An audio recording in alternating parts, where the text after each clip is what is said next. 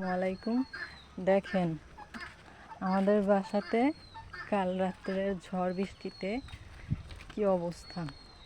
আমার লাউ শাক হয়েছিল গাছে, সেই লাউ শাকের ঝুড়ি ধরে পড়ে গেছে।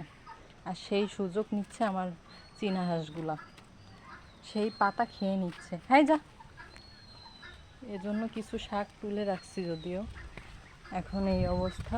গাছের এই যে লাউ হয়েছে, এই যে একটা লাউ, এই যে এটা একটা, আরও আছে। সব প্রত্যেকটা ইসে হচ্ছে আমার।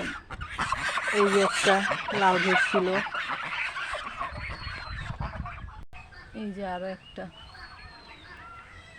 মাশাল্লাহ এত লাউ শাক হয়েছে, সবাইকে দিছিলাম, সবাইকে দিয়েও এরকম হয়েছে। তারপরেও এখন লাউ হচ্ছে, আর এর ভিতরেই আমাদের লাউ গাছটা পড়ে গেল।